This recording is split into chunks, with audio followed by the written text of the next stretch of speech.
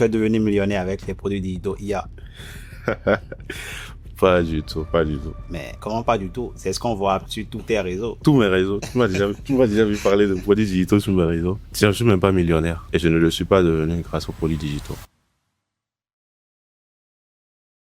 Et aujourd'hui, moi, ce que j'ai remarqué, c'est que la plupart des gens créent des produits pour créer. Les produits, tu les prends même, tu ne peux même pas consommer quoi que ce soit dedans. Par exemple, la plupart des cas, ce qu'ils vendent, c'est des guides, c'est des PDF et tout. Ça ne sert vraiment à rien de se mettre à créer un produit si tu n'es pas compétent. On va pas se mentir, hein. Il te faut vraiment de la compétence. Il te faut vraiment de la compétence. Imagine, tu veux investir en immobilier, mais tu as zéro compétence dans le domaine. Tu n'as jamais investi en immobilier. Tu n'as même pas acheté un seul bien immobilier. Comment tu peux aider d'autres personnes à acheter des biens immobiliers? Impossible. Tu peux être compétent et quand même créer un produit de merde, un produit Oui, digital ça de c'est merde. vrai. Totalement d'accord. Parce que créer un produit, c'est une science. Ça demande d'avoir de la pédagogie, ça demande d'avoir de la culture produit, de savoir comment structurer un produit qui peut amener une personne d'un point A vers un point B. Ça, c'est une vraie science. Ouais. Déjà, il faut que tu sois compétent dans ton domaine, que tu maîtrises le sujet sur lequel tu veux créer. Et ensuite, il faut que tu aies de la culture produit, que tu maîtrises la science de créer des produits qui créent des transformations, qui peuvent faire passer une personne, peu importe sa situation, peu importe dans quel pays elle vit, peu importe ses conditions, et l'amener progressivement vers le résultat que je promets.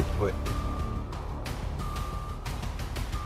Tu penses quoi des revenus passifs? Ah, c'est de la merde, ça n'existe pas. C'est un mythe. Ce que la plupart des gens n'ont pas compris, c'est que l'information n'a plus aucune valeur. Exactement. L'information aujourd'hui n'a plus aucune valeur. Donc, si ton produit, ce n'est que de l'information que tu vends, tu es mort dans le film. Tu es devenu millionnaire avec les produits digitaux IA. Pas du tout. Pas du tout. Mais comment pas du tout? C'est ce qu'on voit sur tous tes réseaux. Tous mes réseaux. Tu m'as déjà vu parler de produits digitaux sur mes réseaux. Oui. Bah non, je suis pas devenu millionnaire grâce au... Tiens, je suis même pas millionnaire. Déjà, je ne suis pas millionnaire. Et je ne le suis pas devenu grâce aux produits digitaux. Ok. Ce que moi je fais aujourd'hui, c'est vrai, j'accompagne des gens qui vendent des produits digitaux. Ok. Mais je ne suis pas encore millionnaire. Ok. Ok. Donc, c'est moi qui suis en train de me tromper là. Non, je sais pas sur quoi tu t'es basé pour dire que j'étais devenu Non, millionnaire. mais parce que disons que c'est le nouvel Eldorado. Peut-être que tu t'es lancé aussi dedans. Tu crées des produits digitaux avec l'IA. Tu mets un prix dessus. Tu vas en publicité. Tu fais des millions. Tu veux me mettre dans la sauce, là? Ouais. Tu veux rien me mettre dans la sauce. Vraiment. Tu as envie que je parle. Ouais, sérieusement. Ok, je veux on que va tu parler. parles. On va parler. En vrai, les produits digitaux, moi, j'ai rien contre les produits digitaux faits avec l'IA. Mm. Mais aujourd'hui, j'ai un peu l'impression que, déjà, on présente ça comme la voie facile aux gens. Et c'est construit. En fait, ceux qui se lancent construisent des trucs, pas pour construire un business avec lequel ils seront encore, qui va encore tourner dans quelques années, mais juste, on veut surfer sur un truc, faire de l'argent, ramasser du cash aujourd'hui. Et c'est respectable, mais je pense qu'en tant qu'entrepreneur, il faut se poser parfois, bien faire les choses et surtout réfléchir à, OK, où est-ce que je vais être dans quelques années? Est-ce que ce que je suis en train de construire aujourd'hui, est-ce que déjà je suis fier de ça? Je peux montrer concrètement ce que je fais aux gens et dire voilà mon business, voilà ce sur quoi je bosse. Et ensuite, où est-ce que je vais être dans quelques années? Est-ce que ce que je fais aujourd'hui, dans quelques années, ça peut continuer à tourner? Donc moi, en tout cas moi, avant de me lancer dans un projet, dans un business aujourd'hui, ce sont les questions que je me pose. Et en fait, la nouvelle génération d'entrepreneurs que je vois venir avec tout ce qui est produits digitaux IA, j'ai pas l'impression qu'ils se posent ce genre de questions et je trouve ça dommage. Justement, parce que moi, j'ai essayé ce business et franchement, c'est se tirer une balle dans le pied. Déjà, qu'est-ce que tu as essayé? Bah, des produits digitaux créés avec l'intelligence. Genre, tu n'as pas vraiment besoin de compétences. Ouais, Même si c'est pas ton domaine, tu vas sur ChatGPT, tu tu me trouves poses une des idée, tu questions. trouves un problème, tu lui poses des questions, il te fournit des idées, tu crées un truc vite fait, tu mets de l'argent en pub, tu Et crées un bam, compte sur Chariot et bam, tu deviens tu millionnaire. deviens millionnaire. Mais ça se passe pas. En vrai, l'entrepreneuriat, c'est pas ça. L'entrepreneuriat, on est censé apporter de la valeur aux gens. Et avec ce que les gars font aujourd'hui, avec des produits digitaux, moi, il m'est déjà arrivé par curiosité de mettre de l'argent sur certains produits, c'est-à-dire d'aller acheter certains de leurs produits justement pour voir ce qu'ils pondent derrière.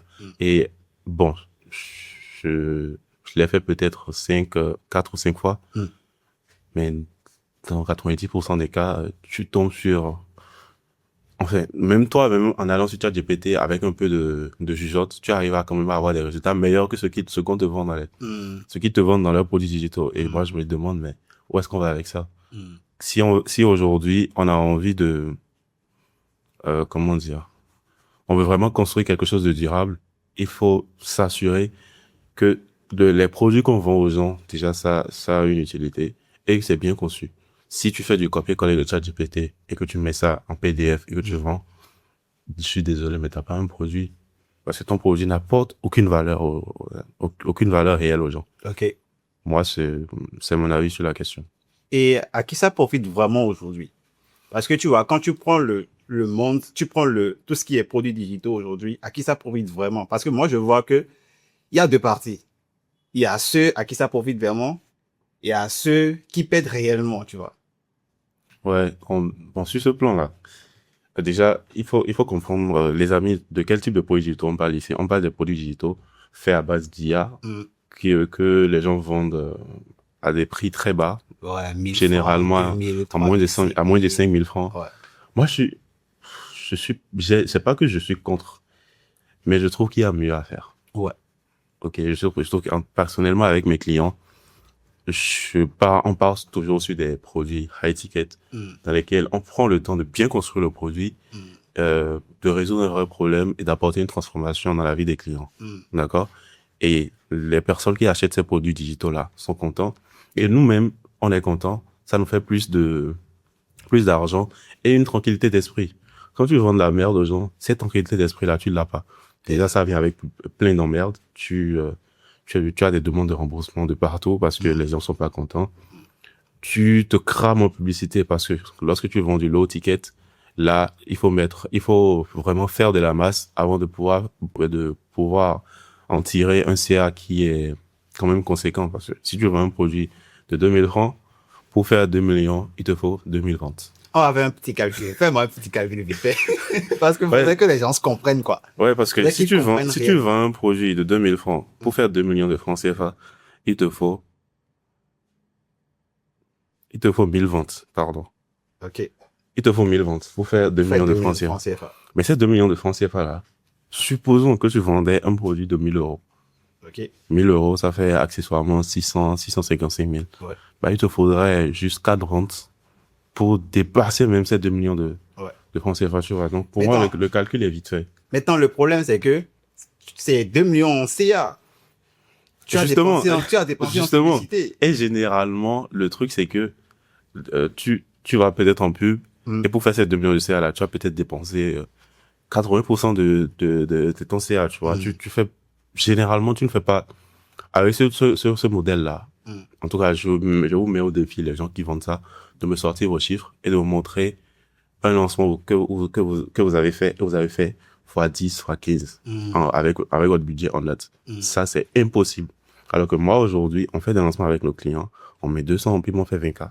On met Hmm. 200 euros en pub, on fait 20 000 euros de CAC.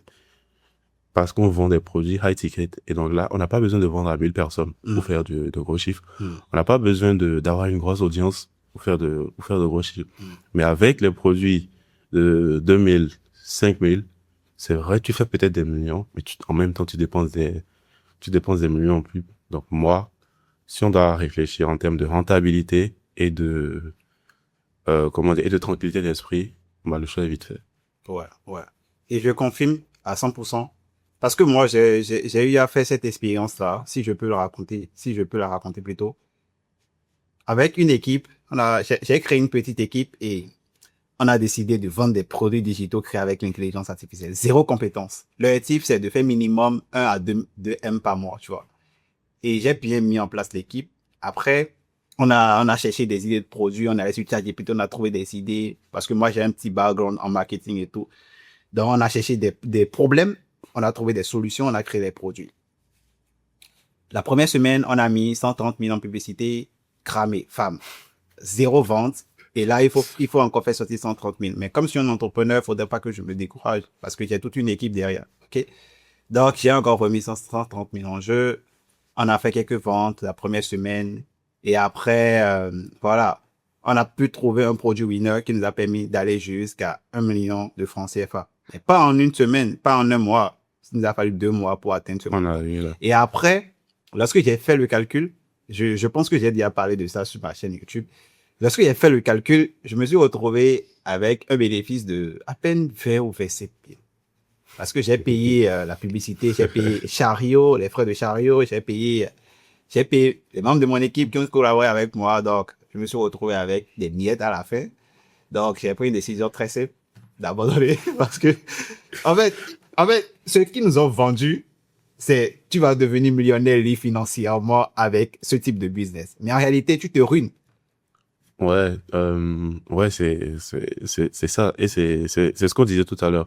Le truc, c'est que vu que tu vends, des produits à bas prix, tu es obligé d'aller chercher plus de clients. Et pour chercher plus de clients, là, généralement, il faut que tu fasses du marketing de masse. Et quand on fait du marketing de masse, déjà, tu ne peux pas être très pointu sur ta cible. Tu es obligé de t'ouvrir un petit peu. Et là, déjà, ça tue ta conversion dans un premier temps. Tu es obligé de dépenser plus en publicité. Et le truc, c'est que quand on est sur ce modèle-là, on ne dépense pas tout d'un coup. Par exemple, toi, tu m'as dit, tu as dépensé près d'1 million en publicité. Ouais, près d'1 million. Ah bon, pour tout le marketing. Oui. Mais tu n'as pas dépensé ça de façon brute. Non. Tu dépenses ça, en fait, avec le temps. Et avec le temps. Avec le temps, ça s'accumule progressivement. Et des fois, ça te donne l'illusion que tu es en train d'avancer. Supposons que tu mets 100 000 en pub aujourd'hui et tu fais 120. Je te dis, quand même, tu as fait 120, quoi. Ouais. Tu as 120 000 sur ton dashboard Chariot. Je sais que vous aimez ça. Vous aimez bien afficher des dashboards Chariot sans jamais afficher le dashboard de votre business manager sur Facebook. Sur Facebook. Et on veut voir aussi les dashboards Facebook. Très important. Montrez-nous ça aussi.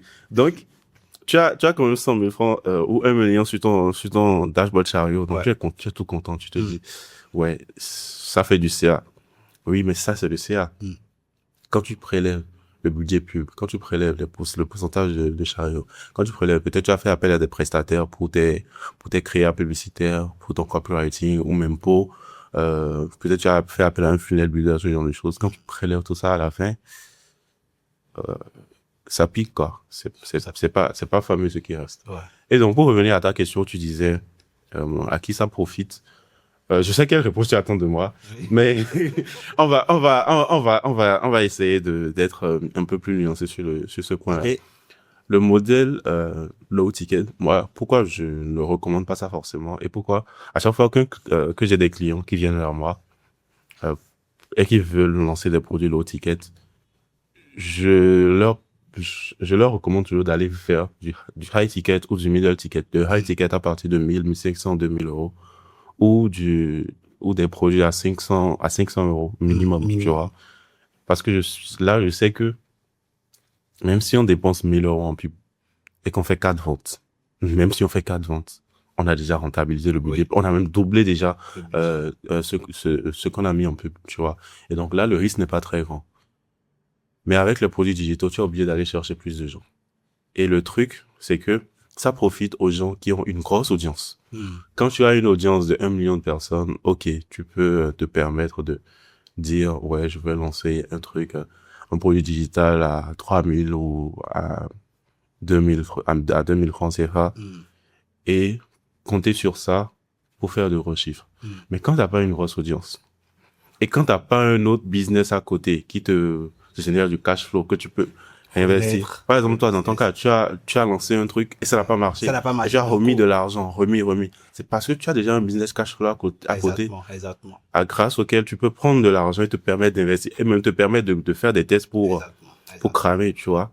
Mais quand t'as pas ça, que c'est ta seule option, ce n'est pas vraiment profitable pour toi. Et c'est ce qui arrive dans la plupart des cas parce qu'il y a des gens, aujourd'hui, ils ont abandonné ou bien ils disent que ce business ne fonctionne pas. De manière générale, le business, ces produits digitaux ne fonctionnent pas parce qu'ils ont cramé leur premier budget. Ils n'ont plus de cash flow à côté, quoi. Voilà, tu vois. justement. Et donc, ils se disent, c'est pas bien de lancer un tel type de business. Ça ne marche pas carrément. Et c'est ce que tu dis, c'est très vrai parce que dans ma communauté, aujourd'hui, j'ai beaucoup de cas comme ça. En tout cas, dans ma communauté, j'ai un processus. À chaque fois qu'une personne intègre la commune, elle reçoit un message automatique.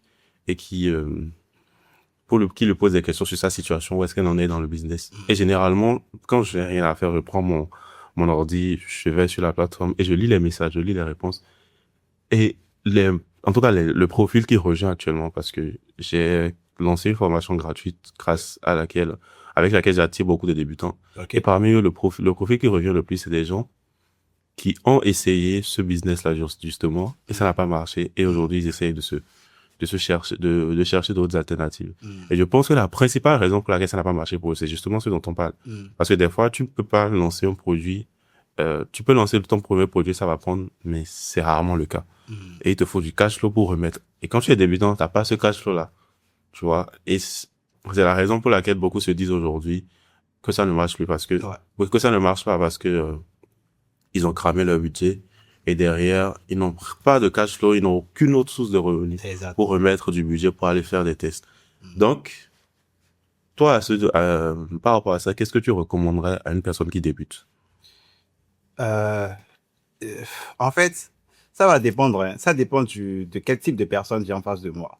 Si par exemple, c'est quelqu'un qui débute, vraiment débute, zéro compétence, nada, rien, bah, c'est pas les produits digitaux. Hein. En fait, moi, je te dis, par quoi moi j'ai commencé. Moi, j'ai commencé par la prestation de service. Je me suis formé, je me suis formé dans un domaine.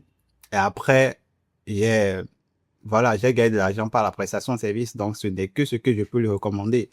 Parce que tu n'as rien comme compétence. Il faut reconnaître ça. Il faut mettre ton ego de côté et reconnaître ça. Tu n'as absolument rien comme compétence. Donc, il te faut certaines compétences. Tu te formes, tu as ces compétences, tu vas sur le marché, tu travailles avec des gens, tu gagnes de l'argent. Là, c'est beaucoup plus safe pour toi parce que tu ne mets pas forcément de l'argent en jeu. C'est ta compétence que tu mets en jeu et en retour, tu es payé. Tu vois. Ah, ce que tu dis là, tu vas te mettre beaucoup de formateurs à dos. Non, mais c'est vrai. Parce que c'est vrai. Ce qu'ils te promettent justement, c'est un raccourci. Vu qu'aujourd'hui on a l'IA, on peut créer des produits. Tout le monde peut créer un produit digital avec l'IA et le lancer. Est-ce que tu penses que c'est forcément une bonne chose de créer des produits digitaux sur des sujets qu'on ne maîtrise pas soi-même? Tu veux ma réponse? Non, mais c'est pas bien. Parce que, écoute, créer un produit, c'est juste la face cachée de l'iceberg. Parce que quand tu crées un produit, c'est pour quelque chose. C'est pour soit te résoudre un problème, tu vois. Et aujourd'hui, moi, ce que j'ai remarqué, c'est que la plupart des gens créent des produits pour créer. Les produits, tu les prends même, tu ne peux même pas consommer quoi que ce soit dedans, tu vois. Par exemple, la plupart des cas, ce qu'ils vendent, c'est des guides, c'est des PDF et tout. Tu achètes, mais rien, tu ne peux rien faire foutre avec ces choses-là. Donc, l'objectif des produits, c'est pour résoudre des problèmes. Et moi, j'ai aidé des entrepreneurs à créer des produits. Et dans la plupart des cas, les clients qui achètent, c'est parce qu'ils ont un problème, ils cherchent une solution. Et ces produits sont là pour les aider à obtenir ces résultats-là ou bien la transformation qu'ils recherchent, tu vois. Donc, ça ne sert vraiment à rien de se mettre à créer un produit si tu n'es pas compétent. Parce que les gens ne vont pas venir acheter ta merde, acheter le produit, mettre de l'argent en jeu, acheter le produit et ne pas pouvoir résoudre le problème pour lequel ils l'ont acheté. Impossible. Ils seront déçus. Et c'est un peu comme si toi, tu es en train de détruire le marché. Parce que il y a d'autres personnes qui ont peut-être de très bons produits qui sont là pour résoudre de vrais problèmes. Mais vu que toi, tu ne l'as pas aidé à résoudre le problème avec ton produit, tu empêches les autres de venir résoudre le vrai problème, tu vois. Donc, si tu te mets à créer un produit sans être vraiment compétent, parce que on va pas se mentir, hein, il te faut vraiment de la compétence, hein. Il te faut vraiment de la compétence. Parce que imagine, tu veux investir en immobilier, mais tu as zéro compétence dans le domaine. Tu n'as jamais investi en immobilier. Tu n'as même pas acheté un seul bien immobilier. Comment tu peux aider d'autres personnes à acheter des biens immobiliers? Impossible. Ça ne marche pas. Ça, c'est vrai. Ça ne marche pas. Ça, je suis totalement d'accord. Et moi, je vais rajouter un point, c'est que mais parfois, même quand on est compétent, tu peux être compétent et quand même créer un produit de merde, un produit digital. Oui, ça c'est vrai. Totalement d'accord. Parce que créer un produit, ça demande une science. Créer un produit, c'est une science. Ça demande d'avoir de la pédagogie. Ça demande d'avoir de la culture produit, de savoir comment structurer, un produit qui peut amener une personne d'un point à un point. Mais ça, c'est une vraie science. Ouais. Donc, il faut que tu sois compétent dans ton domaine, que tu maîtrises le sujet sur lequel tu veux créer. Et ensuite, il faut que tu aies de la culture produit, que tu maîtrises la science de créer des produits, qui créent qui crée des transformations, qui peut faire passer une personne, peu importe sa situation, Oui. peu importe dans quel pays elle vit, peu importe ses conditions, et l'amener progressivement vers le résultat que je promets. Ouais. Et ça, j'ai pas l'impression que la plupart des gens l'ont aujourd'hui Et c'est sur normal, le marché. parce qu'il y a personne qui le montre réellement. Il y a personne. Ça, c'est vrai. Il y a personne qui montre réellement c'est vrai. comment créer un produit. On a tous des vendeurs. Ouais, bon, peut-être que dans leur formation, derrière, ils apprennent aux gens Je ne pense pas. comment le faire. Et donc, toi, ok, pour ne pas pour que ce podcast soit que de la critique. Ouais. Non, mais c'est pas Comment, notre objectif d'ailleurs. ouais, c'est pas notre objectif. Comment est-ce que, selon toi, il faut s'y prendre? Quelles sont les étapes pour créer un bon projet? Un bon produit digital? Un bon produit digital, le produit. Déjà, c'est quoi un bon produit digital pour toi? C'est un bon produit pour moi, un bon produit digital pour moi. C'est un produit qui permet à celui qui l'achète de vivre une bonne expérience et à la fin d'obtenir le résultat ou la transformation qu'il recherche en fait. Je veux que tu répètes ça. Un bon produit comprenne. digital, c'est un produit qui permet à celui qui l'a acheté de vivre une expérience incroyable et d'avoir le résultat ou la transformation qu'il recherche. Point final. Ça, c'est génial. Déjà, et si tu veux offrir une bonne expérience à tes clients, tu es obligé de t'investir un peu plus dans le projet, Oui. dans le produit. Tu es obligé de donner plus de ton temps, de donner plus de ta personne et aussi de donner, parfois même d'investir plus d'argent pour pouvoir leur Exactement. apporter cette Exactement. expérience-là. Et quand tu offres cette expérience, je suis désolé, mais tu ne peux pas vendre ton produit à 1000 À francs. 1000 francs. Enfin, ça c'est... Je suis désolé, quand tu offres une bonne expérience, Vraiment, tu peux pas vendre à 1000 francs. C'est impossible. Et moi, c'est surtout en Afrique, c'est pas seulement pour dire que c'est en Afrique que ça se passe, mais c'est surtout en Afrique que moi je vois ça. Allez, sur le marché, je pense qu'en Europe, sur le marché européen, ok, ils ont déjà dépassé ce niveau. Hein. Pas forcément. Sûr? Pas forcément, au contraire. Parce que moi, je vois que nous sommes un peu comme eux dans les années 2015, 14, tu vois. C'est un peu comme si c'est maintenant nous sommes dans... Je peux te garantir que les PDF faits avec IA qu'on va à 5 balles, 10 balles, ça pilule sur le marché européen également. aussi? Ouais. Mais c'est peut-être parce que moi, je suis beaucoup plus focus sur ceux qui font du IT. Exactement, c'est ça. Sinon, il y en a des tas. Il y en a des tas. Peut-être pas autant qu'en Afrique. Ok, on est d'accord parce que, chez nous, depuis que Chariot est arrivé, depuis que Maketo est arrivé, et compagnie, ça s'est surdéveloppé. Il y a eu une surcroissance 2024-2025. Il y a eu une surcroissance sur ce marché-là. Et donc c'est ça qui provoque.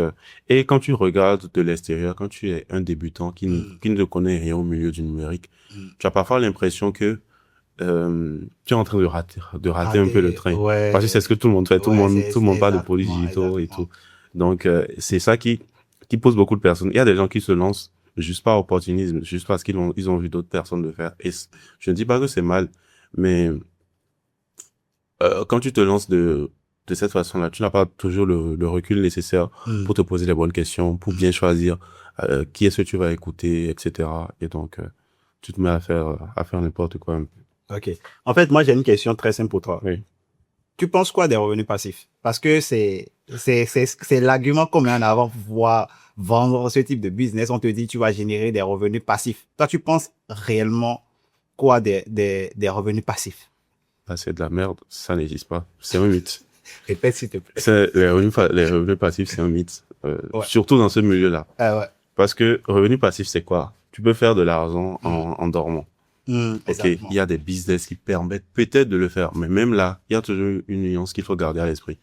Parce qu'aujourd'hui, tu peux pas, tu vas peut-être lancer un produit digital que les gens peuvent acheter pendant que tu dors, ça c'est clair.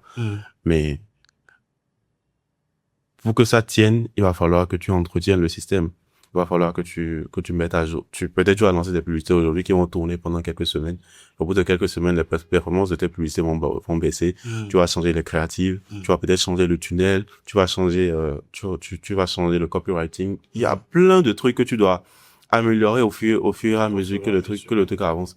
Et ça demande même plus de travail avec le temps parce que au début, peut-être, tu vas faire un peu d'argent.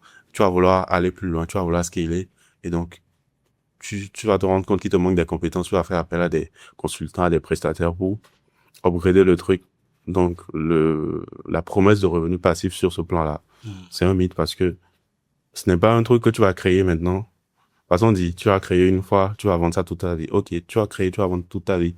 Mais même le produit, il va falloir le mettre à jour. Surtout qu'on est à une époque où les choses évoluent très vite. Ouais, très, très Ta formation ou ton produit digital que tu crées aujourd'hui, si tu ne sais pas faire dans 3 à 6 mois, c'est obsolète. C'est obsolète. Je dis même même la semaine prochaine. Tu peux créer un guide aujourd'hui où tu parles de l'intelligence artificielle, tu parles de Claude. Voilà un exemple palpable. Tu parles de Claude et demain Claude sort une mise à jour. Et cette mise à jour-là vient tuer totalement tout ce que tu dis dans ton produit. Tu es obligé de le mettre à jour. Forcément. Tu vas mettre à jour tes tunnels, tu vas mettre à jour il y a toujours de la mise à jour à faire. Il y a toujours, j'appelle ça de l'entretien. Il y a toujours de l'entretien à faire dans ton système. Donc, ne pense pas que tu vas te lancer, créer un truc et aller dormir pendant que l'argent rentre. C'est faux. Et moi, ce que moi, je n'arrive pas à comprendre, c'est pourquoi les gens promettent ça, en fait. Pourquoi ils mettent ça en avant? Alors que même, ils charbonnent derrière. Bah ouais. Ouais, bon, c'est parce que c'est sexy, tu vois. Ça donne envie. Quand on entend l'idée, en fait, de gagner de l'argent pendant qu'on dort, c'est un besoin auquel on est tous sensibles. Oui. Nous sommes tous des paresseux. Exact. Donc quand quelqu'un se présente à nous et nous dit, voilà une opportunité qui peut te permettre de te lancer sans montrer ton visage et faire de l'argent même pendant que tu dors, bah ça nous séduit, tu vois. Et on se lance tous. Donc, si les gens continuent aujourd'hui à utiliser cet argument, c'est justement parce que ça fonctionne. C'est ça le vrai problème. Sauf que c'est un mythe. Ouais, justement. Sauf que Parce que c'est ça le problème. Maintenant, on s'est écarté un peu du sujet. Ouais. Je t'avais demandé quels sont les steps Ok, pour le process créer, pour créer un bon un bon produit. produit digital. En fait, pour moi, le process est très simple. Ok. La première étape, en fait, tout part de celui à qui je veux vendre mon produit, tu vois, de mon avatar client. Et ça, c'est un point hyper important. Si tu cibles mal celui à qui tu veux vendre ton produit, sache que tu vas créer un produit pas de merde, mais qui ne va pas se vendre forcément, tu vois. Donc, la première étape, c'est d'être clair sur qui tu veux aider, à qui tu veux vendre ton produit. Ok? Ça, c'est la première étape. Ok? Identifier l'avatar client. La deuxième étape, c'est pas seulement d'identifier, mais c'est de comprendre cet avatar client. Quand je dis comprendre, c'est quoi sa situation actuelle? Quelles sont ses difficultés actuelles qu'il rencontre? Qu'est-ce qu'il veut concrètement? C'est quoi ses objectifs? Quelles sont ses croyances? Qu'est-ce qui l'empêche d'obtenir le résultat ou bien, voilà, la transformation qu'il recherche? Qu'est-ce qui l'empêche concrètement? Tu as vu? Quelles sont ses peurs? Qu'est-ce qu'il a dit à essayer comme solution? En tout cas, fais plus de recherches, mieux comprendre ton avatar client afin de créer quelque chose que lui-même veut déjà. Parce que tu ne peux pas rester dans ton coin et créer un produit. C'est pas toi qui veux acheter le produit. C'est quelqu'un d'autre qui veut l'acheter. Et cette personne a un problème, tu vois.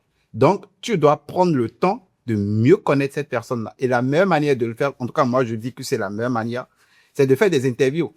Et moi, je pense que c'est, mis à part le fait que l'IA peut t'aider aujourd'hui à avoir des informations, le fait d'entrer en contact direct avec ton client idéal, ça te permet d'extraire des informations de sa tête. Et ces informations-là, je t'assure que tu pourras les utiliser pour créer une offre incroyable et aussi créer un bon produit.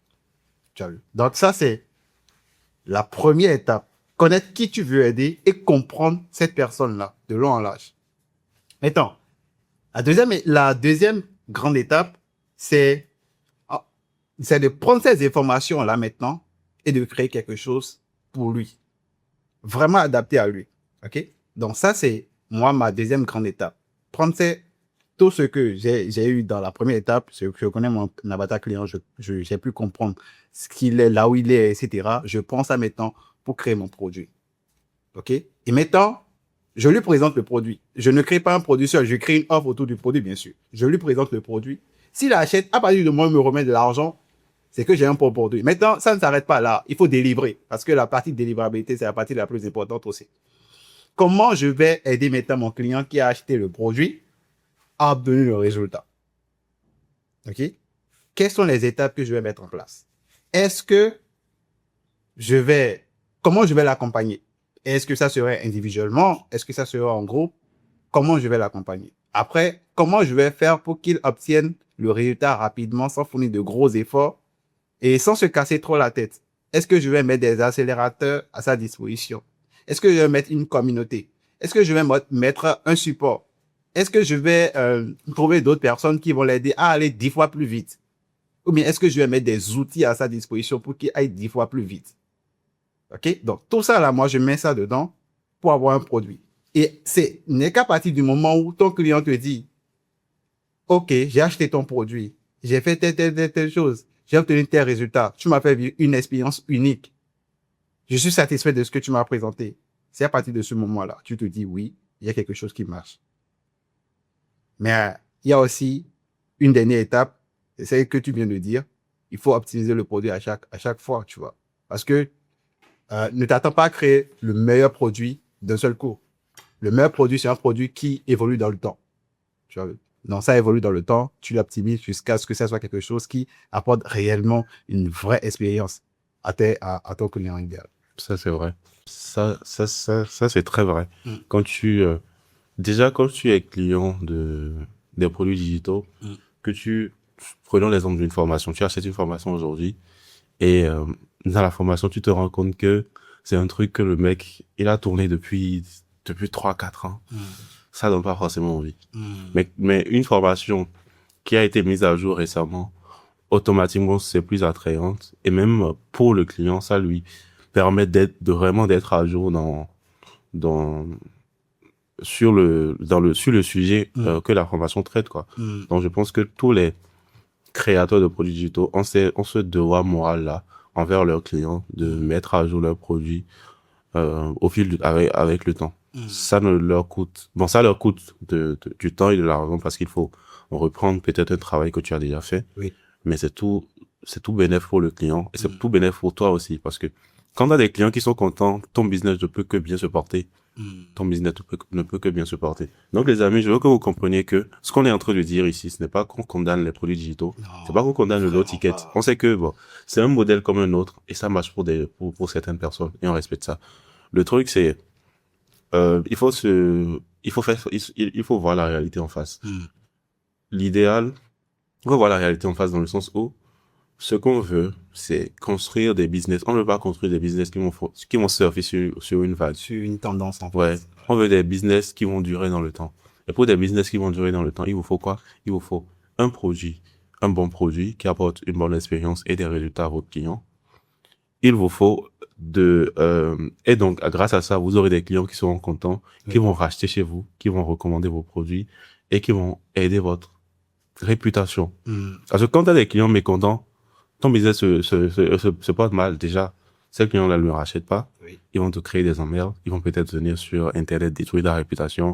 Ils vont peut-être, en tout cas, ils vont pas te recommander. Ils vont peut-être te demander des remboursements. Ça vient avec plein d'emmerdes. Ouais. Donc, quand je demande aux gens de créer de bons produits, c'est pas parce que je suis quelqu'un de bien ou parce que je suis gentil. Ce n'est pas de la charité. Oui. C'est surtout parce que tous les emmerdes qui viennent avec la création des produits de merde là, j'ai pas envie de les avoir. Ouais. J'ai pas envie Vous savez à quel point ça fait mal de vendre un produit à quelqu'un que la personne te demande un remboursement. Ça fait très mal. C'est un peu comme si tu encaissais de l'argent et tu es obligé de le retourner. Ça fait très mal. Donc, pour ne pas en arriver là, il faut offrir la meilleure expérience possible à ses clients. Et quand tu offres cette expérience là, tu es obligé de vendre ton produit cher, de vendre ton produit à prix élevé. Et bon, quand on dit vendre cher, ce n'est pas vendre cher pour vendre cher. On vend cher parce que notre produit vaut réellement ce prix-là. Ce prix-là, oui. Voilà. Oui. Et si vous ne savez pas comment le faire, venez, on va vous apprendre. Ouais. C'est notre métier. Justement. On sait aujourd'hui que le business des produits digitaux, avec l'IA et tout, c'est un bon business, mais sur le long terme, tu ne peux pas créer quelque chose de solide. Qu'est-ce qu'il faut alors créer? Qu'est-ce qu'il faut alors créer? Dans quel sens? En fait, si tu ne veux pas faire des choses avec l'IA, sachant très bien que l'expérience ne sera pas unique, tu peux apporter des résultats aux gens. Quoi faire concrètement maintenant? Quoi créer? Ok. Je pense que en 2006, aujourd'hui, ce que la plupart des gens n'ont pas compris, c'est que l'information n'a plus aucune valeur. Exactement. L'information aujourd'hui n'a plus aucune valeur. Donc, si ton produit, ce n'est que de l'information que tu vends, tu es mort dans le fil. Ça, c'est clair. Parce que n'importe qui, aujourd'hui, va sur Claude, il a les informations en quelques minutes. Tu as testé Claude récemment? Ouais. Claude, bon, je vais dire que c'est la seule IA que j'utilise actuellement en ce moment. Claude actuellement, en ce moment, c'est une dinguerie. Tu n'as même plus besoin. C'est une dinguerie. Il y a de cela quelques années, pour avoir de bons résultats avec Claude, il valait être très bon en prompting. Aujourd'hui, tu n'as même plus besoin d'être bon. Non, c'est incroyable. Déjà, tu poses tes questions, le truc, il te guide lui-même dans le prompting, dans le processus, à même clarifier toi-même déjà ce que tu veux avant de te donner la réponse. Donc, c'est fou. C'est une dinguerie. Moi, ces derniers temps, j'ai vraiment utilisé Claude, surtout la partie écriture, tu vois. Et ce qui me sort, et le truc, c'est qu'aujourd'hui, tu peux prendre n'importe quel style d'écriture, tu l'implémentes dans Claude et te reproduire ça à l'infini. Ouais. Ça, c'est... Moi, j'ai créé un outil. Pour un copywriter comme moi, c'est... J'ai créé un outil récemment, dans Claude, bien sûr, qui me permet d'écrire des scripts de vidéos short. Tu vois, je l'ai créé en fait, je lui ai donné des ressources, je lui ai fourni un prompt bien dopé, et je lui donne juste le sujet sur lequel je veux qu'il écrive, et puis il me sort quelque chose de concret. Tu vois, et c'est seulement quelques petits trucs que j'améliore. Sinon, le résultat est juste bluffant. C'est ça. C'est bluffant. Claude aujourd'hui, Claude est en train de tuer. En tout cas, je suis curieux de voir ce que les autres entreprises, OpenAI et autres, vont nous prendre dans les mois à venir. Mais Claude est en train de les écraser, là. Ouais. Et donc, ce que je disais, c'est que l'information n'a plus aucune valeur. Aujourd'hui, n'importe quel zozo peut aller sur Claude, l'alimenter avec du contenu YouTube. Moi, c'est un truc que je fais derrière. Tu alimentes le Claude avec du contenu YouTube en masse et il devient un expert sur n'importe quel sujet. Tu lui poses n'importe quelle question, il te sort des stratégies, des dingueries, tu vois. Donc, l'information aujourd'hui n'a plus aucune valeur. Ce qui a de la valeur aujourd'hui, à mon sens, ce que les gens veulent en 2026 n'est plus juste de l'information, parce que ça, ils l'ont déjà avec Claude et compagnie. C'est de la relation avec le gourou, avec la personne qui veut les aider. Quand je dis gourou, ce n'est pas au sens négatif du terme. Le gourou, c'est juste comment dire, l'autorité, la personne, en gros, le formateur, le mentor, le guide, qui va leur montrer le chemin et les amener de leur situation actuelle vers leur situation désirée, tu vois. Donc, ce qu'ils veulent, c'est la relation avec cette personne-là. C'est l'accompagnement, le fait de faire le chemin à ses côtés, le fait d'être pris par la main et que cette personne-là leur apporte le résultat qu'ils veulent. C'est ça qui a de la valeur en 2026. Et en plus de ça, on va pas cracher sur l'IA indéfiniment. Ils veulent aussi des solutions alimentées par IA. C'est-à-dire, aujourd'hui, si tu vends de l'accompagnement, tu dois trouver un moyen de faciliter la tâche à tes clients, à tes élèves, avec des outils alimentés par l'IA, des outils qui leur permettent d'aller vite dans l'exécution, qui leur réduit le travail, qui leur permet d'avoir les résultats rapidement. Donc, peut-être que, entre-temps, il fallait 3 mois à tes élèves pour avoir du résultat. Tu crées des outils avec l'IA et tu leur donnes accès à ça. Et grâce à ça, le travail qu'ils faisaient pendant 3 mois et le processus qui leur prenait 3 mois pour avoir le résultat, ils peuvent maintenant avoir le même résultat en 1 mois ou en quelques semaines, tu vois. Donc, relation, accompagnement, peut-être une communauté pour les motiver et des outils alimentés par l'intelligence artificielle. Donc, le résumé de tout ça, c'est qu'aujourd'hui, les gens ne veulent plus juste qu'on leur vende des formations ou qu'on leur vende des PDF. Ils veulent qu'on leur vende un vrai accompagnement. Et ils sont prêts à y mettre le prix qu'il faut pour vivre cette expérience-là. On leur vend de l'accompagnement, on leur donne accès au gourou, on leur donne un vrai suivi derrière, un suivi personnalisé. Et, en plus de ça, des outils alimentés par l'intelligence artificielle. Et si on veut aller plus loin encore et rendre le truc vraiment irrésistible, comme on dit, on peut rajouter peut-être des produits physiques, des produits physiques pour augmenter la valeur, des événements présentiels, ce genre de choses, tu vois. Donc voilà un peu. En ce moment, avec mon équipe, nous recherchons 5 personnes à qui nous allons mettre en place notre one-to-many système qui a déjà généré plus de 1 million d'euros de ventes pour qu'ils obtiennent des clients de manière prévisible et atteignent les 5 000 euros par mois, voire plus, avec leur offre de formation et accompagnement en ligne. Si tu veux faire partie de ces 5 personnes, écris système dans les commentaires ou clique sur le premier lien sous cette vidéo pour réserver ton appel stratégique offert maintenant. Ce n'est pas un appel de vente, c'est plutôt un appel pour voir si tu es le type de personne que nous recherchons. C'est 100% gratuit et sans aucun engagement. Ma prochaine question, c'est de savoir si tout le monde peut vendre ce type de produit aujourd'hui. Bah non.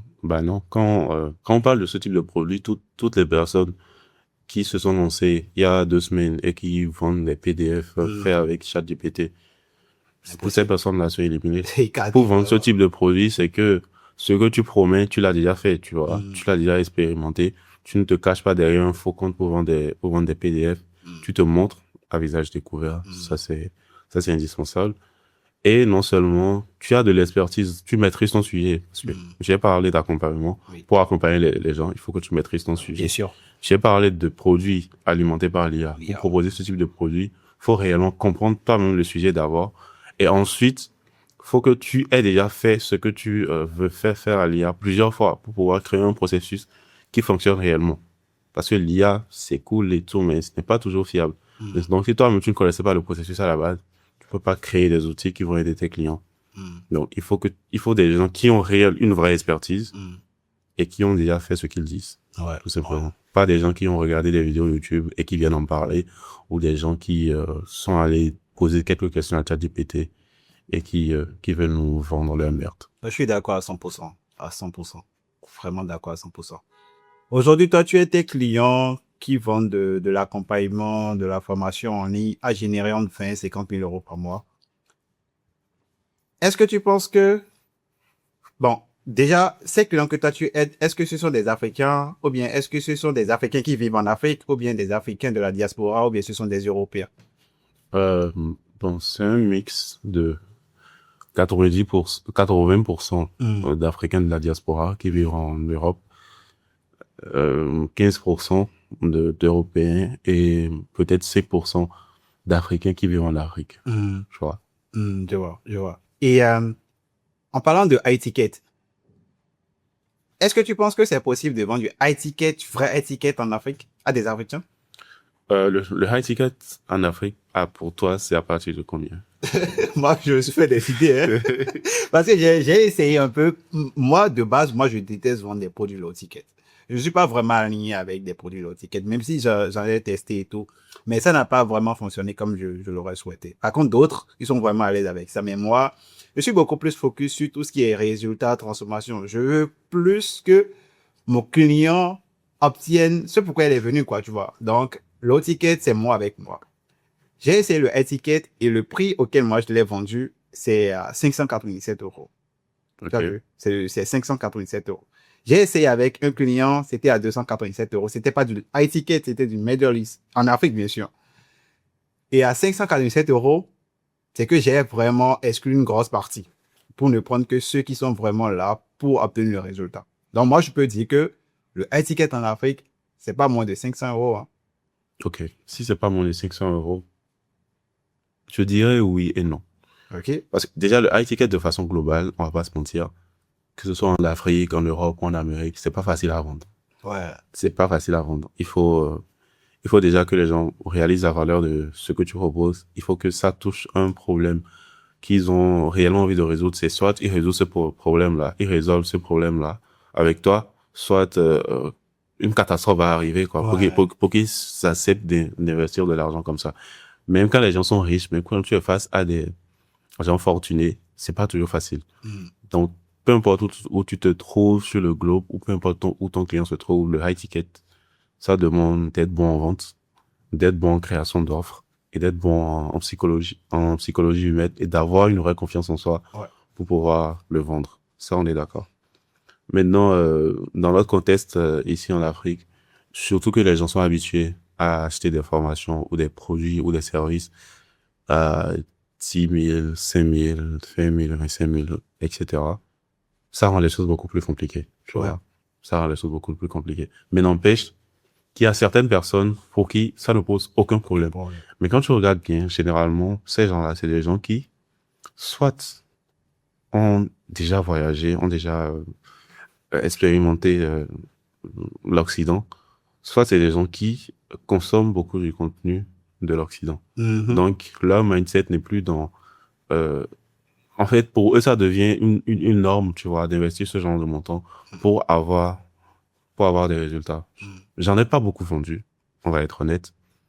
Mais j'ai déjà vendu des services à 1000 euros et plus à des gens vivant en Afrique, ici, au Bénin même.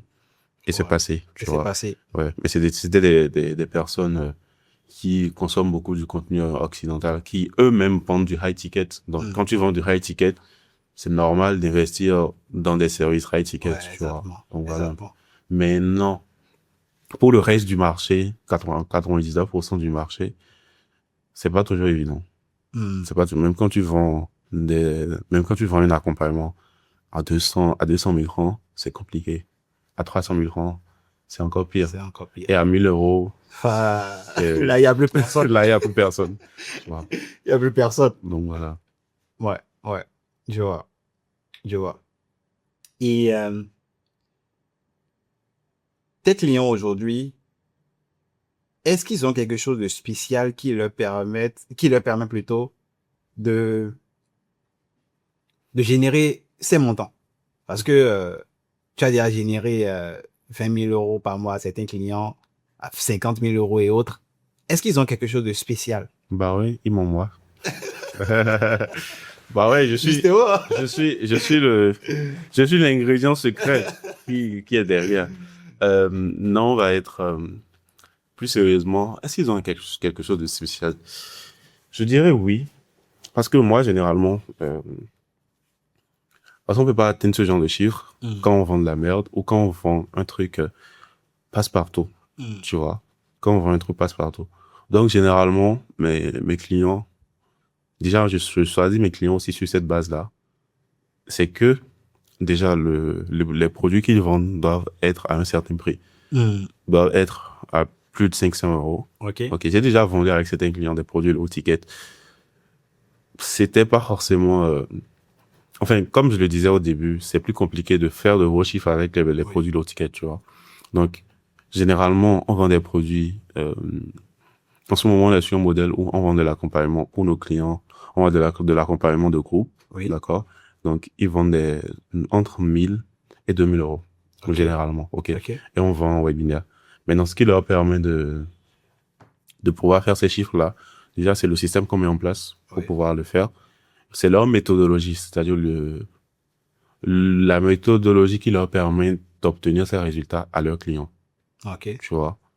Parce que chaque client avec qui je travaille a lui-même son processus unique qu'il utilise pour permettre à ses clients d'avoir du résultat. OK. Et donc, nous, dans notre marketing, dans les messages qu'on rédige, c'est ce processus-là qu'on met en avant. Tu vois, c'est ce mécanisme-là qui leur permet d'aider leurs clients qu'on met en avant. Et donc, qui rend leur offre spéciale.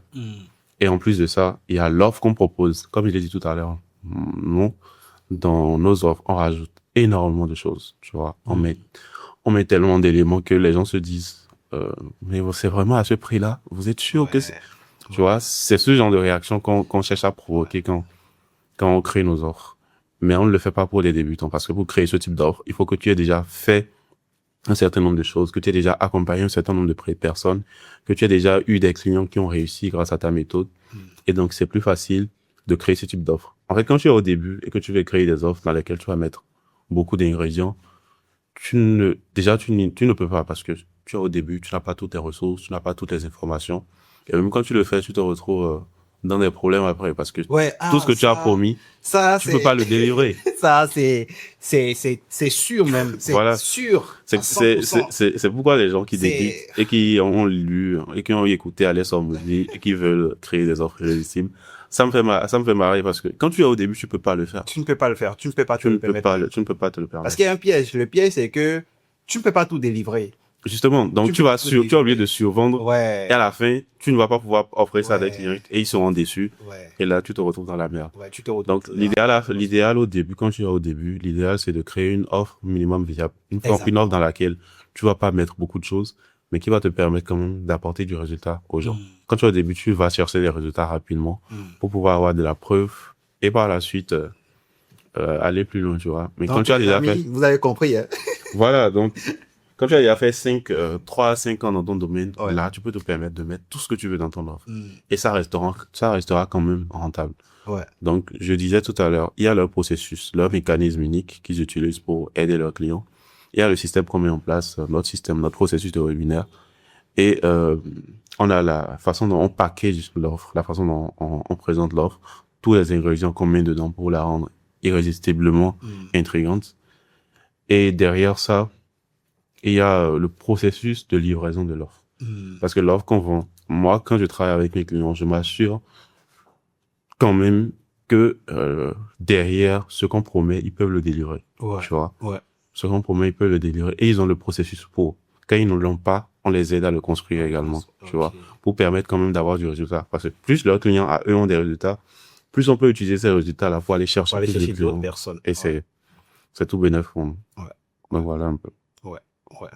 Parlons de système. Toi, tu utilises quel système aujourd'hui avec tes clients? Comme je l'ai dit, principalement les Webi. On utilise aussi les VSL parfois, mais pas toujours. Pour ceux qui ne connaissent pas le webinaire, c'est quoi concrètement? Le webinaire, c'est juste un événement en ligne que tu organises. Tu invites ton audience à cet événement-là. Tu leur apportes de la valeur. Tu leur démontres ton expertise. Okay. Tu leur prouves que tu peux les aider à atteindre le résultat que ton offre promet en les aidant réellement durant le webinaire. Ok. La meilleure façon de prouver à ta cible que tu peux l'aider, c'est déjà de l'aider pendant le webinaire. Donc, pendant le webinaire, on les aide avec de la valeur, avec des informations, avec de la motivation, etc. On les chauffe, on les met dans une posture qui est favorable à l'achat. Ok, à une prise de décision. Okay. Et à la fin du webinaire, on pitch notre offre irrésistiblement intrigante, comme je le dis. Et après avoir pitché cette offre, les gens achètent. C'est tout. Mais il y a certains qui disent que le webinaire ne marche plus en 2006.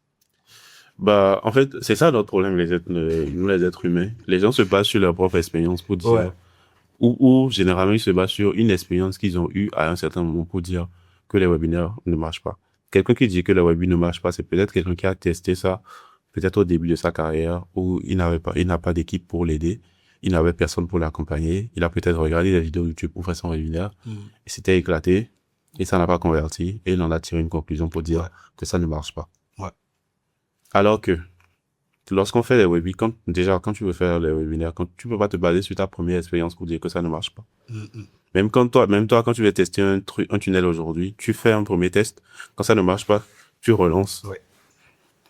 Et tu améliores les choses. Ouais. Et généralement, quand tu fais ça au bout de 2-3 essais, ça finit par marcher. Exactement. La plupart des gens qui disent que ça ne marche pas, c'est des gens qui ont essayé une fois et ça n'a pas marché, ils ont abandonné. Ça n'a pas de sens. Et là, sur ce point, je te rejoins. Parce que j'avais aidé un client dans le temps. On avait lancé un webinaire, le premier webinaire. On a vraiment mis tout ce qu'il faut, quoi. Tu vois, le budget nécessaire pour aller chercher des prospects chauds en publicité. Après, un système bien huilé, un système de webinaire bien huilé, WhatsApp, message WhatsApp, email marketing, tu vois, SMS marketing. On a mis tout ce qu'il faut en place. Mais lorsqu'on a fait le lancement, on a fait flop. On n'a pas pu atteindre le résultat qu'on voulait, quoi. Tu vois, le nombre de ventes qu'on s'était dit qu'on allait faire, on n'a pas pu faire on n'a pas pu atteindre cet objectif. Mais on n'a pas abandonné, en fait. On s'est pas arrêté sur notre premier lancement. On a refait, on a peaufiné certaines choses. Et puis, au bout du 3e lancement, on est passé de 6 000 euros à plus de 20 000 euros, tu vois. Donc, tout est dans le... En fait, il faut pas juste faire un lancement et juger la stratégie que tu as utilisée. Justement. Faut pas... Et c'est ça ce qui tue beaucoup de monde aujourd'hui. En tout cas, moi, j'ai une philosophie. Ouais. Quand on veut faire un lancement avec un client, quand c'est notre premier lancement, moi, personnellement, dans mon cœur, je ne me fixe pas de gros objectifs. Parce que nous, on est sur un modèle où on prend un pourcentage sur le chiffre d'affaires de nos clients. Okay. Donc, on gagne de l'argent quand nos clients gagnent de l'argent. Oui. Donc, Ça fait que déjà je suis plus impliqué avec mes clients, mais émotionnellement aussi je suis encore plus impliqué parce qu'il y a mon argent qui est en jeu aussi, tu vois. Ouais. Donc ça fait, quand je veux faire un premier webby, dans ma tête, je ne me fixe pas de gros objectifs. Je ne me fixe même pas d'objectifs. Je me dis ce premier webby là, c'est un test. Parce que ce client, on n'a jamais lancé de webinaire avec lui. On ne sait pas comment le client sera pendant le webinaire. On ne sait pas tout ce que le marché nous réserve sur ce point-là. Le marché peut réserver plein de surprises. Ouais. Donc, on lance dans l'optique de tester. Tu vois. Parce que, je me rappelle, il y a de cela, il y a un certain temps, avec l'un de mes associés, on était en train de préparer le webinaire d'une cliente. Et son offre, on était en train de décider de à combien est-ce qu'on va vendre l'offre. Ouais. Et quand on décidait du prix, on hésitait entre 1500 et 2000 euros, tu vois. Et donc, quand on faisait nos calculs, déjà on est parti d'abord sur 1000 euros. On s'est dit, bon, elle débute, c'est une personne qui vendait ses prestations physiques en présentiel. Ouais. Elle veut maintenant passer en ligne. Donc, on s'est dit, vu qu'elle est au début, on va vendre à 1000 euros d'abord. Et donc, on s'est dit, OK, à 1000 euros, on va mettre 1000 euros de budget publicitaire. OK. Et on s'est fixé un objectif de 10 ventes. Elle a dit, OK, si on fait 10 ventes, et pour nous, faire 10 ventes en webinaire avec 1000 euros de budget, c'est la norme, quoi, c'est le minimum qu'on fait. Et donc, on s'est dit, si on fait 10 ventes, ça nous fait 10 000 euros de CA. De CA. Et automatiquement, on a calculé notre pourcentage vu le CA, on s'est dit, non. On se disait que c'est pas suffisant. Ouais. Et juste après, mon associé, il a fait, il a dit un truc que j'ai trouvé très pertinent. Il a dit que nous, les gens du digital, on est très ingrats. Parce que là, on s'apprête à mettre 1000 euros en publicité pour générer 10 000 euros. Ça fait littéralement fois 10. Ouais. Ça fait 9 000 euros de bénéfices. Le ROI est incroyable. C'est incroyable comme ROI. Pourtant, on trouvait que c'était pas assez. Ouais. Tu vois, et il disait qu'on est tellement ingrat qu'on a tendance à minimiser 10 000 euros. Mais 10 000 euros, ce n'est pas de l'argent de poche. Les gens qui travaillent toute leur vie. Ouais, 10 000 euros, c'est beaucoup d'argent. Mais quand on est dans le business en ligne, on est tellement matrixé par les promesses d'argent que même quand tu gagnes 10 000 euros, tu trouves que c'est peu. Et ça, je trouve ça dommage, tu vois. Attention, nous ne sommes pas en train de dire que 10 000 euros, c'est genre le million. Non, c'est pas beaucoup d'argent. Ouais. Mais c'est pas petit non plus, quoi. C'est pas petit non plus, quoi. Surtout que tu veux investir 1000 euros pour faire fois 10. Ouais. Et c'est un truc qui nous arrive. Quand il a dit ça, on s'est rendu compte que c'est un truc qu'on fait souvent. Il y a une cliente avec qui on avait l'habitude d'investir 750 euros en pub et on faisait 20K à chaque lancement. Tu vois, c'était, en fait, avec elle, c'était tellement stable, on faisait 20K à chaque lancement. Et il y a eu un moment où les coûts publicitaires ont fait x4. Littéralement, on s'est retrouvé à dépenser 2250 euros à peu près pour faire le même chiffre. Tu vois. Et automatiquement, on a commencé à se poser des questions, à se dire comment on peut optimiser ces coûts-là.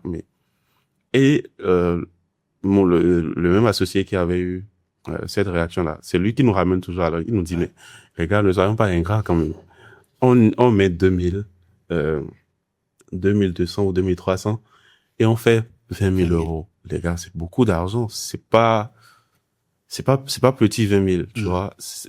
Ces chiffres-là, il y a aucun tunnel que tu vas lancer et faire fois 10 de ton budget pub comme ça aussi facilement. Donc lui, il nous ramenait souvent à l'ordre sur ce plan-là. Et voilà un peu. Donc, pour en revenir à ce que je disais, qu'est-ce que je disais même? Je parlais de quoi? On parlait de la stratégie de webinaire. Oui, justement. Donc, pour en revenir à ce que je disais, sur les gens qui pensent que les webis, ça ne marche pas, il faut pas se baser sur sa première expérience. Quand vous voulez faire votre premier webinaire, dites-vous que le premier ne sera jamais parfait. Déjà, le premier, vous n'allez pas anticiper tout ce qu'il faut anticiper dans un webinaire. Vous allez oublier des choses. Vous n'allez pas bien faire les choses. Et même pendant la présentation, vous ne serez pas dans le bon monde. Vous serez stressé. Ça, c'est sûr. C'est quelque chose qui vient avec le temps. Ouais, toujours. Le show du live, c'est quelque chose qui vient avec le temps. Tu seras en live, tu seras stressé. Ou bien, tu seras même dans la bonne énergie au moment où tu apportes de la valeur. Dès que tu vas présenter ton offre, tu seras gêné. Tu vas te dire, OK, là, j'étais en train jusqu'ici, j'étais en train d'apporter de la valeur aux gens. J'étais en train de leur enseigner un truc. Et bam, maintenant, je vais leur demander d'acheter. Tu te sens un peu mal, tu vois. Surtout quand tu es au début. Hein. Ouais, quand tu es au début. Mais après, ça devient naturel. Tu te rends compte que même les participants, ils kiffent cette partie-là. Ouais. Donc, il y a pas de, donc, pour un premier webinaire, faites comme moi. Ne vous fixez pas de gros objectifs. Allez-y en mode, je veux tester, je veux apprendre. Ok, je veux vraiment apprendre et m'améliorer. Donc, pour le premier, vous allez commettre des erreurs. Vous allez oublier des choses. Les premiers webinaires, c'est souvent catastrophique. Moi, le premier webinar que j'ai lancé avec un client, c'était la catastrophe. On a fait des ventes, certes, et c'est même le client qui s'est retrouvé à nous remonter le moral, à mon associé et moi, parce que on a tellement merdé sur des détails que laisse tomber. Donc, pour un premier webinaire, il faut pas se fixer de gros objectifs. Il faut vraiment y aller en mode, on va apprendre. Et ensuite, on peut maintenant mettre plus de moyens, mettre plus de budget, mettre plus de gens sur le coup pour aller chercher de gros résultats. Donc, ceux qui pensent que ça ne marche pas, c'est simplement parce que vous ne savez pas le faire. Et venez, on va vous aider à le faire. C'est aussi simple que ça. Est-ce que tu as déjà essayé les challenges? Pas pour des clients, pour moi-même. Pour toi, Pour moi-même, j'ai déjà essayé le challenge. Et honnêtement, j'ai trouvé ça tellement énergivore que je me suis dit que je n'allais plus jamais en faire. Sérieux? Ouais. Je me suis dit que je n'allais plus jamais en faire. Pas pour des clients. Ok, mais moi-même. Ok. C'est chaud. Mais moi, c'est une stratégie que j'apprécie énormément. Tu sais pourquoi? Parce que, en fait, aujourd'hui, là, en fait, je ne sais pas comment toi tu fais tes webinaires, mais si tu as suivi un peu Russell Brunson, lui, ce qu'il recommande, c'est, tu viens en live, tu casses des croyances et tu vends ton offre. Ok? Il y a Jason Fladinien, lui, c'est, tu viens en live, tu leur montres quoi faire sans leur montrer le comment. Et c'est le comment tu le vends. Je ne sais pas quelle stratégie toi tu utilises, enfin, quelle manière tu utilises pour tes webinaires. Tu es plus focus sur value ou bien je viens jusqu'à casser des croyances et je vends mon offre? Les deux. Moi, je fais les deux. Tu fais les deux? Value plus casser croyances. Plus casser croyances. Et dans la façon d'apporter de la valeur, en fait, nous, on casse les croyances et ensuite on leur explique la bonne chose à faire. La bonne chose à faire. Oui. Mais sans leur montrer le comment, bien sûr. Je peux me montrer le comment des fois. Tu montres le comment en teasant ou bien... Non, je montre littéralement le comment des comment. fois. Ouais. Et maintenant, qu'est-ce qu'ils recherchent? C'est comment le faire. Ce qu'ils recherchent, c'est l'accompagnement. C'est comme je le disais, okay. Ce qu'ils recherchent, ce n'est plus l'information. On leur a déjà donné l'information. Ce qu'ils recherchent, c'est l'accompagnement. C'est l'écosystème qu'on leur vend derrière, tu vois. Toujours, moi, quand je crée mes offres, je suis en mode, je veux vendre un écosystème. Dans cet écosystème-là, il y a ça. Il y a tout ça comme à ta disposition. Il y a tous ces outils-là qui vont te permettre de gagner du temps.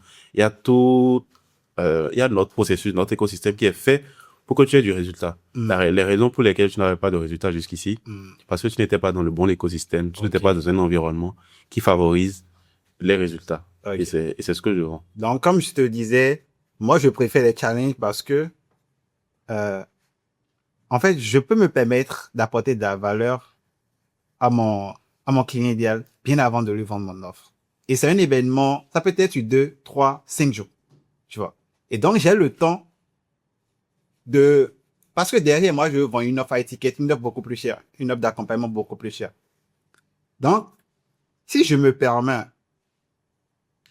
de directement vendre cette offre-là, je risque de me casser la gueule, tu vois. Donc, moi, j'organise un challenge dans le sens où je veux qu'il ait confiance rapidement en moi.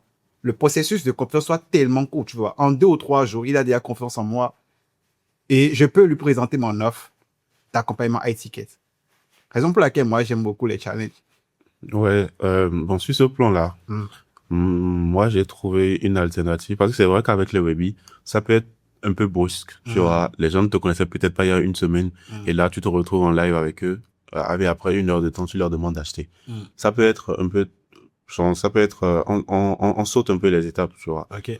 Moi, ce que je fais, quand ils s'inscrivent au webinaire, déjà, ils reçoivent des vidéos. OK? Des vidéos. Parfois, quand on est chaud, on peut envoyer une vidéo par jour. OK. D'accord? Donc, pendant 10 jours avant le webinar, ils reçoivent une vidéo par jour de la personne qui veut animer le webinaire. Et dans ces vidéos-là, on commence déjà, on tease le webinaire. Okay. On casse leurs fausses croyances. On leur montre en quoi ce webinaire est différent des autres webinars qu'ils ont déjà suivis, tu vois.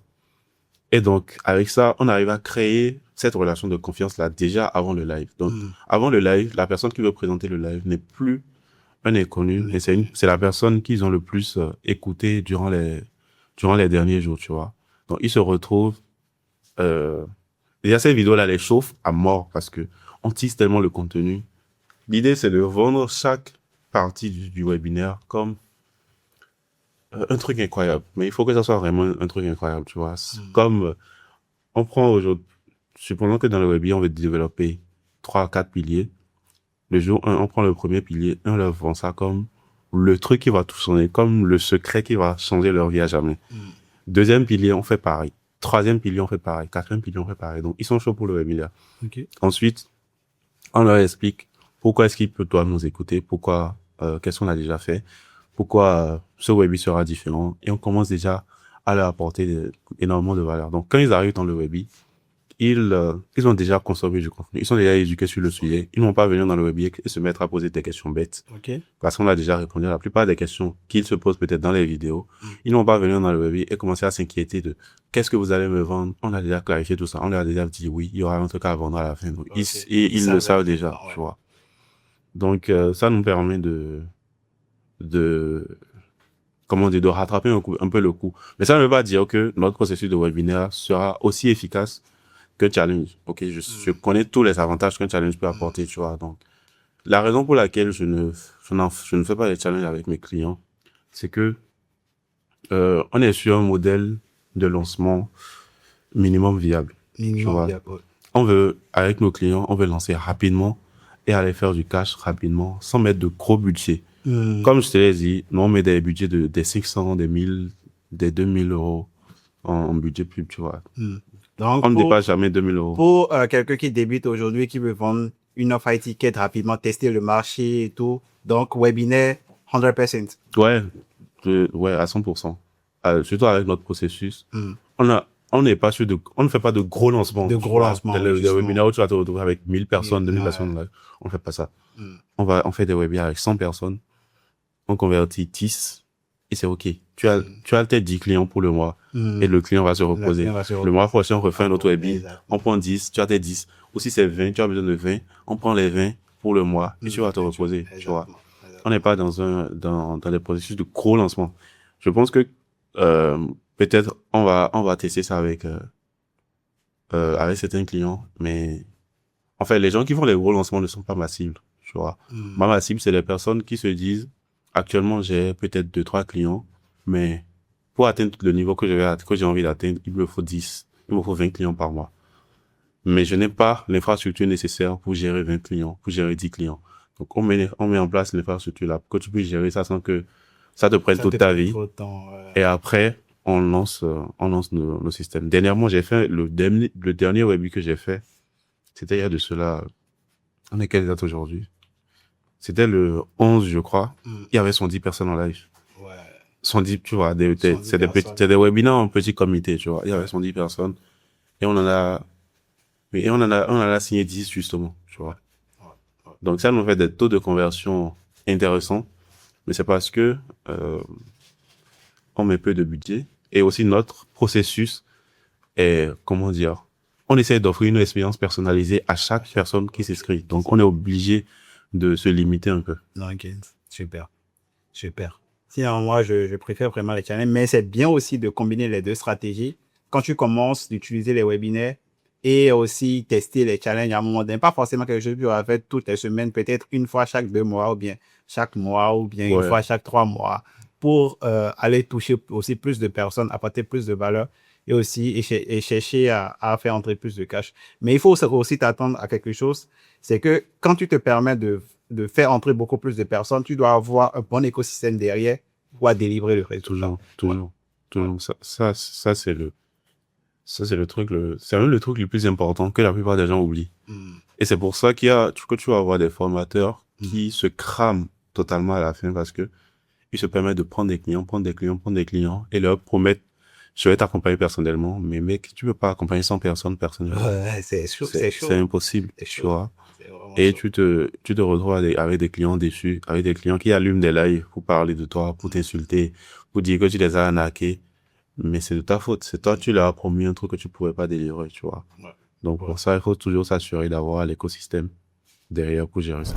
En ce moment, avec mon équipe, nous recherchons 5 personnes à qui nous allons mettre en place notre one-to-many système qui a déjà généré plus de 1 million d'euros de ventes pour qu'ils obtiennent des clients de manière prévisible et atteignent les 5 000 euros par mois, voire plus, avec leur offre de formation et accompagnement en ligne. Si tu veux faire partie de ces 5 personnes, écris système dans les commentaires ou clique sur le premier lien sous cette vidéo pour réserver ton appel stratégique offert maintenant. Ce n'est pas un appel de vente, c'est plutôt un appel pour voir si tu es le type de personne que nous recherchons. C'est 100% gratuit et sans aucun engagement. Allez, peace out.